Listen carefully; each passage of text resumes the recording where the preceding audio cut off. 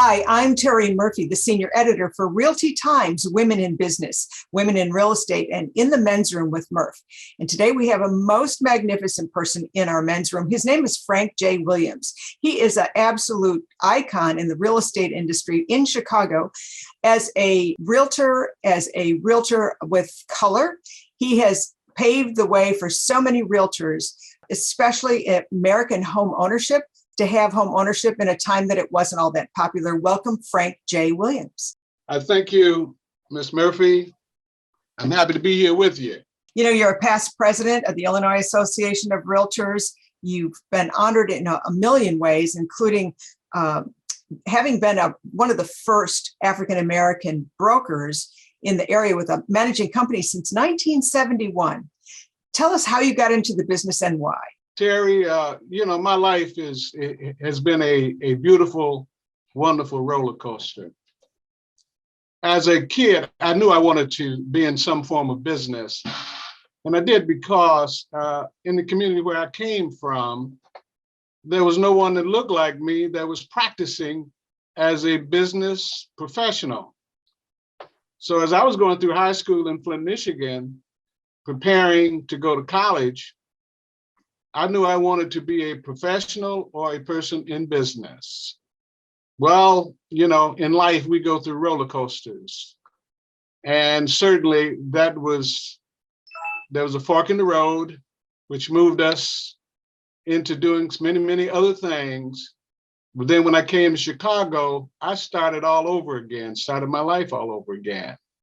And I'll be very candid, in high school in Flint, Michigan, we were in an integrated high school, and the integrated high school, you were not supposed to be doing a lot of things as a Black person that I was privy and was going to do. And I did, and was suspended. I did not know that. You didn't know that. Do you know my wife, Joanne? She's a lucky woman, that's all I know. She was my high school sweetheart.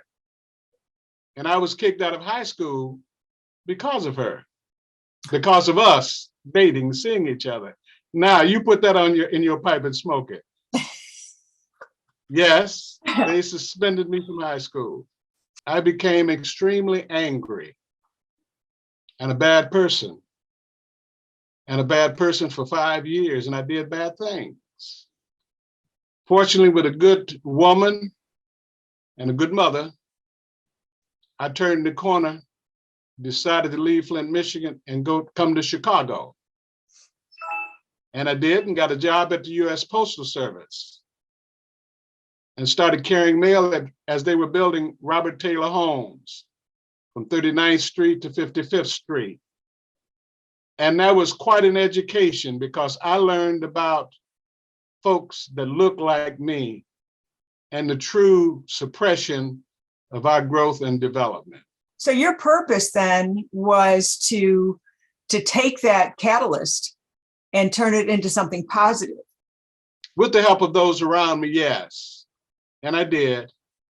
And my commitment has been to do what was necessary to improve not only the community that I serve, but all of those that are around me that I'm able to touch.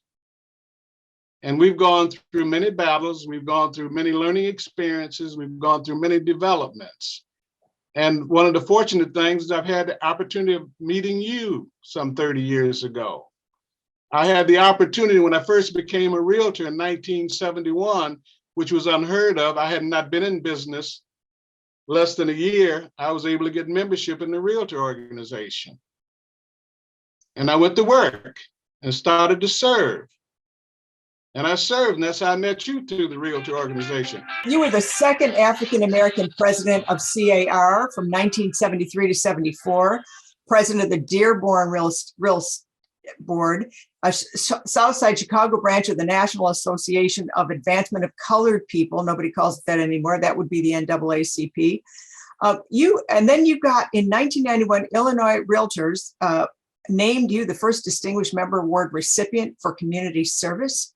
I mean, you took that bad, Frank, and you flipped it around, and you continue. How long now have you been in the business?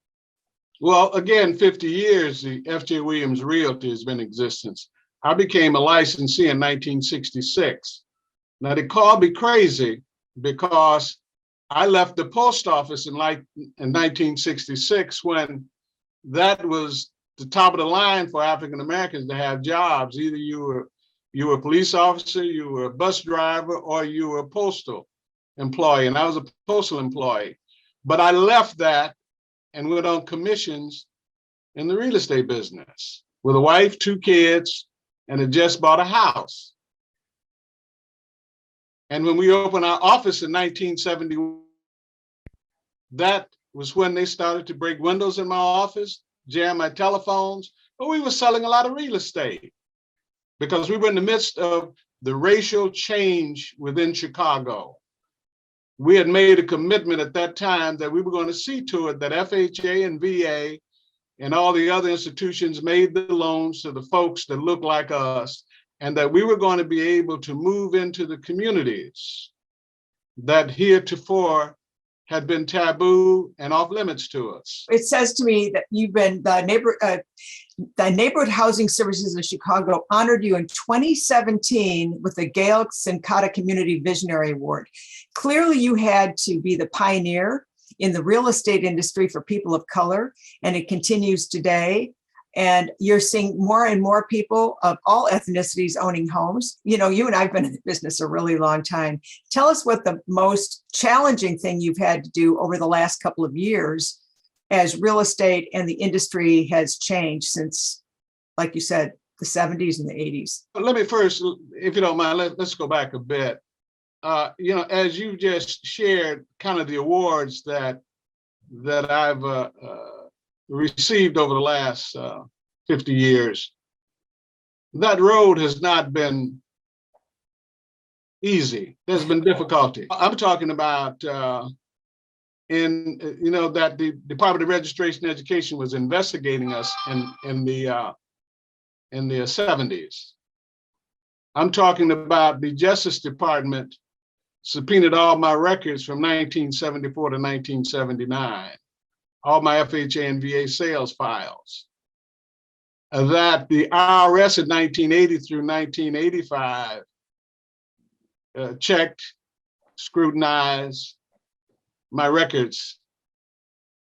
So those productive years, those youthful productive years, we were fighting battles to number one, stay in business, to stay on the street, to stay out of the penitentiary.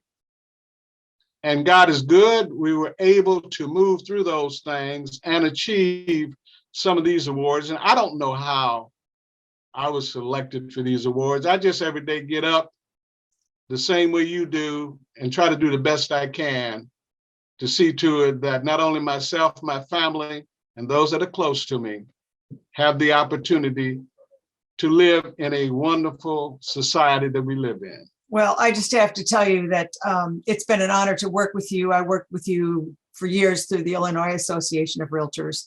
And I know that you've gotten tons of awards, including honors for Realtor of the Year. And so, Frank, you and I see a new real estate. We see a different real estate. Are you seeing more opportunities for people of color to own homes? A lot of what's happening today is because of you and because of some of those like you that have had the courage, the tenacity, the ability, and to be screaming when others were not screaming about the unfair play that we were dealing with. Yes, I'm seeing some of that. My concern, however, is that many of those that may verbally give us some of the credit, but is not dealing with the same tenacity to see to it that the doors are open even wider, because still we're ducking the term reparation. People are about reparation. And as we talk about history, the denial and the opportunity of those of us that have been considered as so-called minorities, it is due not only through our Realtor organization, and I was arguing that in the 90s, in the 80s and the 90s, when I was serving on the National Board of Directors, the Illinois Realtor Board of Directors, that there had to be some form of bringing us into fair play today. Some of the youngsters are now seeing those rewards because I recognize I wanted to teach for the Marketing Institute in the 70s. No good, buddy. I wanted to serve. It took me 20 years to become president of the Chicago Association of Realtors, but I served on every committee. And I am hoping and I'm praying, yes, and I'm seeing more people in positions of color, state realtor presidents, local realtor presidents, local executives. But I'm asking of them, and I continue to ask of them, is really step out in front and not just sit at the table, not just be a fixture at the table, but make a difference. Well stated. Well, I am so delighted that you were able to share with us how things are changing. And I know that we're all dedicated, according to the Code of Ethics, to serve all people equally, because under all is the land. It's the American dream to own a home. We're going to continue to do that. I'm sure you and I will be doing it for a long, long time yet. Thank you so much for joining us here on Realty Times. Join us again soon.